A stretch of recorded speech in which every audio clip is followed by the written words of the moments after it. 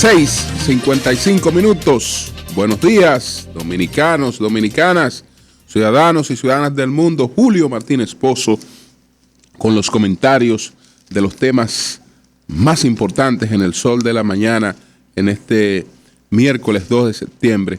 Buenos días a todo el equipo del Sol de la Mañana.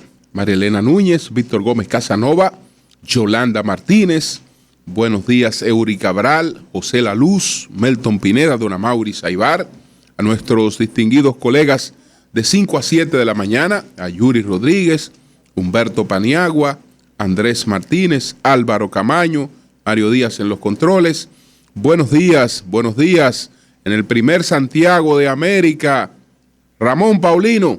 Así late la ciudad corazón desde la que estaremos realizando el Sol de la Mañana los días jueves y viernes desde la cabina de Sol en Santiago de los Caballeros. Buenos días, Manuel González Manegonte, nuestro catedrático del sector agropecuario, Rafael Díaz, nuestro cronista deportivo, Helen Gil, nuestra productora, Sonia Patiño, nuestra coordinadora, Joa Bernal, a todo el equipo de BTV Televisión. De entrada debo saludar la escogencia de Roberto Herrera, que es el nuevo presidente de la Asociación Dominicana de la Industria Eléctrica. Roberto Herrera es el gerente general de la Compañía de Electricidad de San Pedro de Macorís, la CEPEN. Entonces, sustituye a Marco Cochón como presidente de la Asociación Dominicana de la Industria Eléctrica. Así es que éxito a Roberto Herrera y esperamos poder conversar en cualquier momento con él aquí en el Sol de la Mañana. Y también ayer se produjo o se dio a conocer una decisión muy importante del Papa Francisco que sigue impulsando las renovaciones muy importantes en la Iglesia Católica. Ayer comentamos ampliamente lo que ha marcado el fin de la impunidad con los casos de pederastia en la Iglesia Católica, que agregar debo que siempre hay que reconocer el proceso, porque el mérito, por lo general, corresponde a la persona que acaba ejecutando una acción, a la persona que inaugura una obra en los casos de los gobiernos, pero esas obras se inician, tienen su trayectoria. Entonces es importante decir que si hoy podemos ver un panorama distinto en lo que había sido una tradición en la Iglesia Católica con los casos de pederastia, se debe a los aportes de los 3 últimos papados de la Iglesia Católica. El Papa Juan Pablo II, el Papa Benedicto XVI y el Papa Francisco. ¿Cuál fue el aporte de los 2 papas anteriores? Que hicieron visible la pederastia. La pederastia se ocultaba, la pederastia no era visible en la Iglesia Católica, sino que se trataba de mantener lo más oculta posible. Con los papas Juan Pablo II y Benedicto XVI se acabó la invisibilidad y se hicieron visibles los casos de pederastia. Con Francisco continuaron visibles los casos de pederastia, pero él además de motu propio emitió una resolución mediante lo cual ya no solo se producían las sanciones canónicas de aislamiento, de suspensión de la condición sacerdotal, etcétera, sino que se penalizaba el asunto. Y entonces, como decía ayer, con Wesolowski, se ha marcado un precedente distinto. Cuando se cuente la historia sobre la pederastia en la Iglesia Católica, habrá que decir que un caso que se produjo en República Dominicana transformó la conducta de la Iglesia Católica. Y en eso, entonces, habrá que reconocer también a la propia Iglesia Católica Dominicana y habrá que reconocer el papel de los medios de comunicación en la República Dominicana, sobre todo quienes se ocuparon de ese caso, como lo fue la periodista Nuria Piera, que lo hicieron bastante visible ante la sociedad y provocaron la indignación de la sociedad. No así la actuación de la Iglesia, que había sido anterior en el caso de el cardenal López Rodríguez. Entonces, la decisión que comento ahora brevemente es la de aprovechar el Papa con motivo del año jubilar. El año jubilar se inicia el 8 de diciembre. El próximo 8 de diciembre la Iglesia Católica inicia el año jubilar, y ese año jubilar que inicia el 8 de diciembre concluye el 1 de septiembre del año 2016. Entonces, el Papa Francisco tomó la siguiente decisión: he decidido conceder a todos los sacerdotes, este era un privilegio de los obispos, pero en el año jubilar será concedido a todos los sacerdotes. He decidido conceder a todos los sacerdotes para el año jubilar, no obstante cualquier cuestión contraria, la facultad de absolver del pecado del aborto a quienes lo han practicado y se han arrepentido de corazón y pidan por ello perdón. Los sacerdotes se deben preparar para esta gran tarea sabiendo conjugar palabras de genuina acogida con una reflexión que ayude a comprender el pecado cometido e indicar un itinerario de conversión verdadera. El Papa argumenta esta decisión planteando que conozco bien los condicionamientos que condujeron a las mujeres a esa decisión. Sé que es un drama existencial y moral. He encontrado a muchas mujeres que llevaban en su corazón una cicatriz por esa lesión sufrida y dolorosa. Algunos viven el drama del aborto con una conciencia superficial, casi sin darse cuenta del gravísimo mal que comporta un acto de ese tipo. Muchos otros, en cambio, incluso viviendo ese momento como una derrota, consideran no tener otro camino por donde ir. Entonces, la Iglesia, pues con esto, flexibiliza una situación que probablemente mantenía alejadas a muchas mujeres de la propia Iglesia, mujeres católicas o mujeres que asisten a la liturgia, pero que no podían comulgar. No podían comulgar ya una vez estén pues exentas, perdonadas por la Iglesia, pueden comulgar, como hoy comulgan en la Iglesia Católica, pues personas que no están casadas por la Iglesia, pero que tienen una relación de concubinato estable o están casadas por la ley, que son flexibilizaciones, cosas que en el pasado no ocurrían. Son las 7:06. El sol de la mañana, el sol de la mañana. Otto Pérez Molina, presidente de Guatemala, ha quedado despojado de la inmunidad y tendrá que responder ante la justicia por el caso de corrupción por el que ya está apresada y renunció la vicepresidenta de Guatemala, Rosana Valdetti. Es el caso conocido como el de la línea, que se trataba de sacar contenedores de las aduanas sin pagar los impuestos aduanales. Es decir, que desde el gobierno, pero no desde el gobierno, los principales ejecutivos del gobierno, presidente y vicepresidenta de la República, están acusados.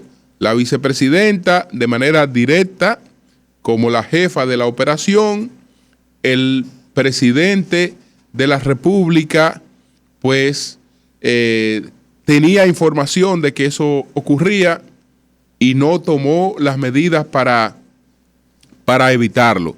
Complicidad. Y hay quienes atribuyen algo más que eso. Pero él, a pocos meses de concluir su mandato, entonces ha experimentado el primer desaforo de la historia democrática de ese país. Es la primera vez que un presidente de la República de Guatemala queda despojado de su inmunidad para ser procesado como una persona cualquiera ante la justicia de su país, sin ningún privilegio. Entonces, inmediatamente, un fiscal emitió una orden de arraigo, de inmovilización, es decir, que este hombre tiene impedida la salida de su país, pero además de que está impedida la salida de su país, tiene que mantenerse dentro de tiene que estar en un área específica, polígono central, donde fuere, pero la orden de arraigo lo que conlleva es la imposibilidad de que la persona pueda evadirse o desplazarse hacia otros lugares. En este país, el próximo domingo, hay elecciones. Hay la primera ronda de votaciones. No habrá decisión porque en Guatemala, como en la República Dominicana, se gana con más del 50% de los votos para que no haya necesidad de una segunda ronda. Y los candidatos, ninguno alcanzan un 30% en las encuestas. El que las encabeza anda por un 26%. Que por cierto, el país vive un escándalo de corrupción. Y quien encabeza las encuestas ya tiene serias acusaciones de corrupción, sobre todo lo que tiene que ver con lavado de activos, con dinero proveniente de actividades ilícitas. Y tiene 7 candidatos a diputados que tienen imputaciones de lavado de activos. Entonces, nadie sabe cuál sea el desenlace en términos políticos de lo que está ocurriendo en Guatemala. ¿Perjudicará esto a la formación política oficial? Veremos, porque los compañeros del presidente votaron para quitarle la inmunidad. Lo que quiere decir que ante la sociedad aparecen presentados como personas que no están ocultando la corrupción. Yo creo que esto lo han hecho como con la intención de revalorizarse en el mercado electoral. Es decir, ellos se han ido con la corriente, la sociedad está reclamando justicia, bueno, ellos se han puesto del lado de la justicia. La situación de la votación fue tan contundente que habían 132 diputados presentes de 158. el voto fue unánime. 20 y tantos que incluso son opositores no fueron. No sé por qué, pero se aprobó quitarle la inmunidad al presidente de Guatemala. Él y su vicepresidenta entonces estarán en la misma condición.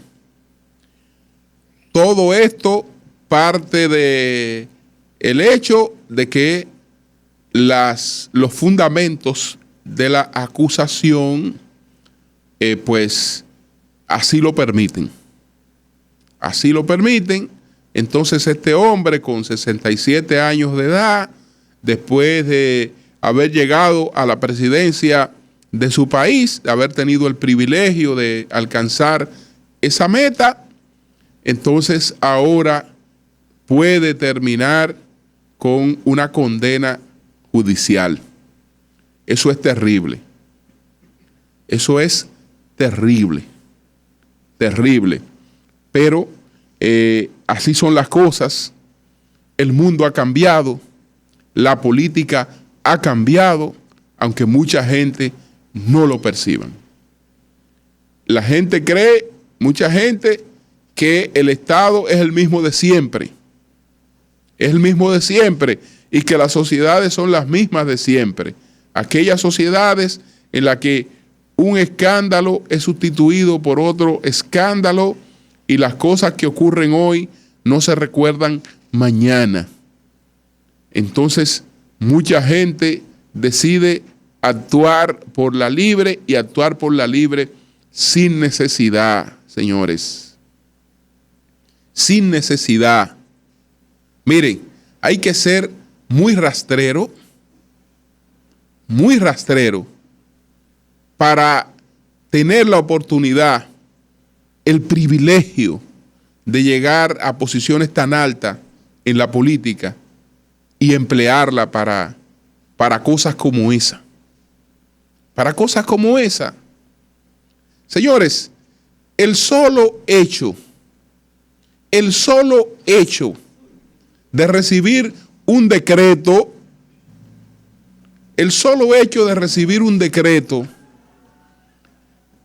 en cualquier país de América Latina transforma la vida de la gente. La transforma. No tiene una persona que involucrarse en acciones indecorosas para buscar fortuna. No lo necesita. No lo necesita. Mucha gente no entiende en eso. No lo necesita. No lo necesita. Eso lo único que hará será entonces complicarle la existencia. Deshabilitarlo probablemente para siempre. Qué pena, qué pena. Yo siento sobre todo mucha pena por el caso del presidente Otto Pérez Molina. Porque yo dudo, señores, yo dudo que un presidente de la República, yo lo dudo, que un presidente de la República se puede estar dedicando a cosas como esa. En el caso de la vicepresidenta es evidente que hay muchas pruebas. Y como le dije, en el caso del presidente, el problema es que usted parece que era parte de esto. Porque ¿cómo usted toleraba esto? Aunque él no fuera parte de eso, pero ¿cómo usted toleraba eso? ¿Cómo usted se hacía el ciego ante una situación que usted la conocía más que nadie? Pero no hay posibilidad de que un escándalo de corrupción estalle sin que el presidente no tenga 80,000 informes que le llegan sobre esas cosas. Le llegan los informes. Entonces, si usted no actúa, pues evidentemente que se expone a una cuestión como esta. Entonces este hombre, en vez de salir a presentarle a sus nietos los momentos memorables de su presidencia, los presidentes con los que se reunió, miren cuando me reuní con los reyes españoles, mire aquí cuando fui a tal sitio, míreme aquí en esto, etcétera. Entonces, ahora, quién sabe si le toque, cuando menos, tal vez tenga el privilegio de una prisión domiciliaria. A Mauri. El sol de la mañana. El sol de la mañana. Señores, qué lástima.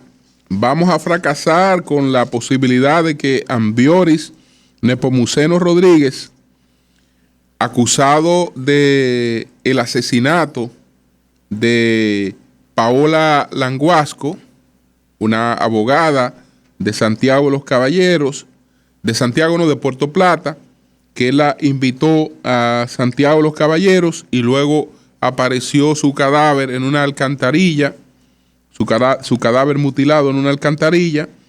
El único responsable era él, el principal sospechoso era él. Y ahora, después de haber sido apresado en España, resulta que él tenía algunas situaciones pendientes en España. Entonces, esa es igual que la legislación nuestra. Menos que España no renuncie a las cosas que él tiene pendiente allá, pues no puede ser extraditado. No puede ser extraditado y probablemente los casos que tenga en España sean casos menores y entonces él mismo prefiera quedarse en España hasta que esta situación en República Dominicana se enfríe, el interés disminuya por su extradición y él pueda escapar impune. Total, ya había cometido un crimen en la República Dominicana y había salido impune. Cometió otro crimen, se fue o lo fueron, y ahí tiene razón el padre de Paola Languasco. El padre de Paola Languasco, dice el doctor Languasco, que los únicos responsables de que este hombre no pueda ser extraditado, él no culpa a las autoridades españolas. No, dice, las autoridades españolas no tienen ninguna culpa de que este hombre no pueda ser extraditado. La culpa la tienen los que lo tenían aquí apresado y sabiendo que era el principal sospechoso, lo dejaron salir, lo dejaron irse con una persona desaparecida, y esa persona, con la única persona que había tenido contacto era con él. Señores, y este hombre no tenía impedimento de salida de la República Dominicana ante una investigación como esa. Entonces, eso no se da de manera fortuita. Eso no se da de manera fortuita. No, eso no es fortuito. Eso no se lo regalan a nadie, y menos a un extranjero. Eso no se lo regalan a nadie. Si a alguien hay que reclamarle, como dice el padre de Paola Languasco, si a alguien hay que reclamarle que la justicia dominicana no pueda tener este hombre aquí para ser juzgado, es a quienes lo dejaron ir. Entonces a esa gente hay que investigarla y cada quien asumir su responsabilidad. El Ministerio Público que asuma su responsabilidad. ¿Quién falló de mi parte como Ministerio Público? ¿Quién actuó aquí? No puede seguir siendo Ministerio Público, por lo menos. ¿Quién actuó de mi parte? Se pregunta la policía. Bueno, el que actuó ahí no debe seguir en la institución. Si estas cosas no tienen consecuencias, esas personas siguen ahí haciendo lo mismo. Y entonces aquí experimentando frustración porque no puede salir, no podemos tener de regreso al señor Ambiori Nepomuceno Rodríguez, y ahí no hay nada que alegar. No hay nada que alegar. Si estuviera en República Dominicana y él cometió un crimen en España, pero aquí tiene un problema de tránsito o tiene un problema de lo que fuere, él puede quedarse aquí porque tiene que responderle a la justicia dominicana, a menos que no se exprese un desinterés por ese caso, y que tiene también que contar con su anuencia. Eso tiene que contar con su anuencia.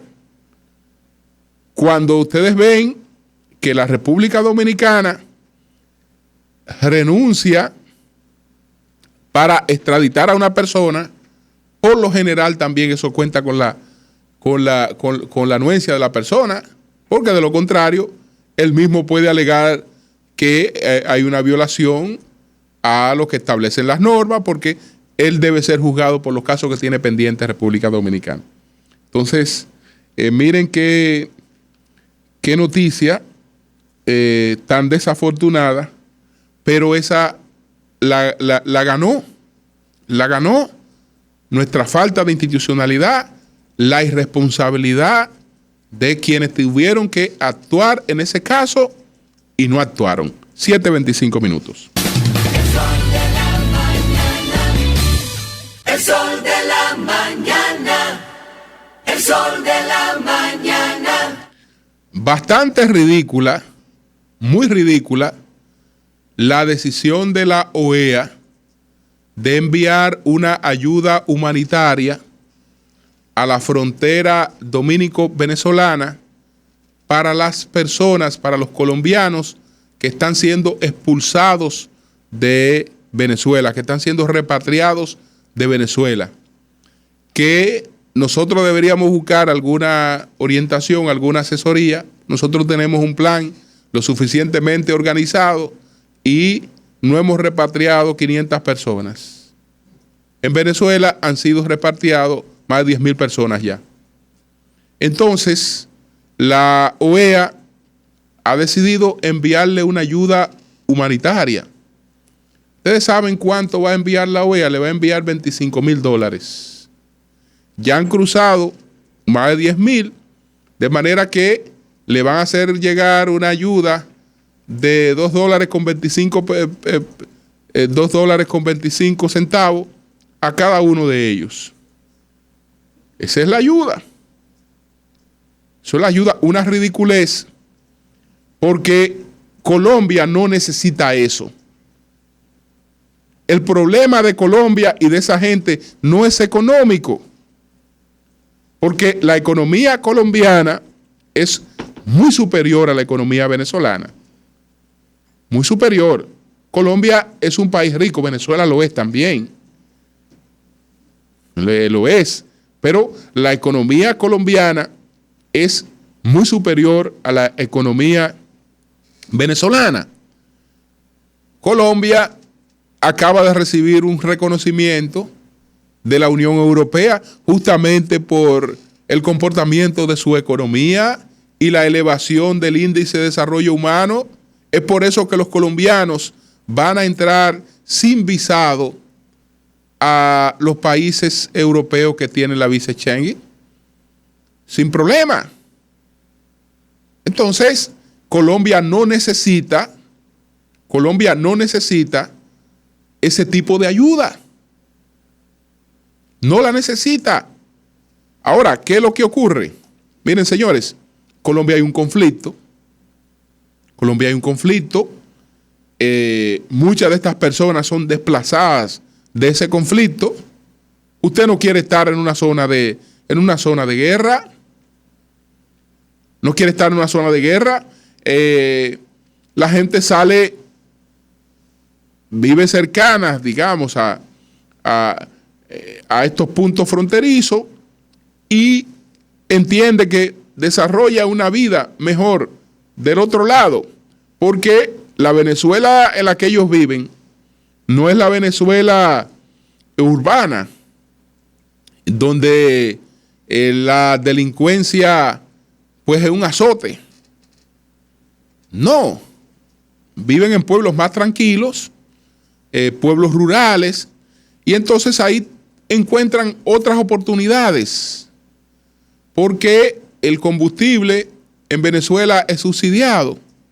Si usted consigue 2 o 3 galones de combustible en Venezuela y cruza ese combustible a Colombia, ya una persona pues se ha ganado ahí un dinero. Y entonces aparecen mecanismos de subsistencia. Pero esos mecanismos de subsistencia son a cambio de la exclusión.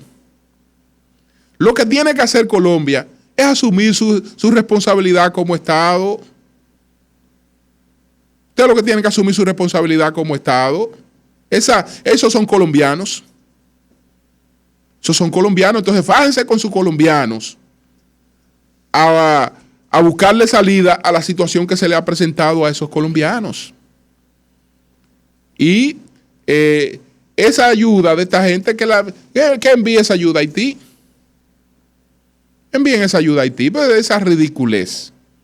Que por cierto, ayer pues vimos cuál fue el comportamiento en las votaciones de la petición que había hecho Colombia. Colombia ahora está muy ofendida porque hizo una petición para que se produjera una reunión de cancilleres y eso no prosperó en la OEA. Ni debe prosperar.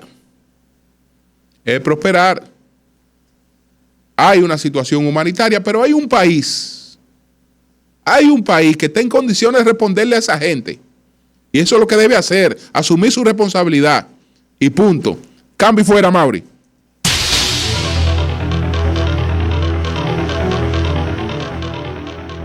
El sol de la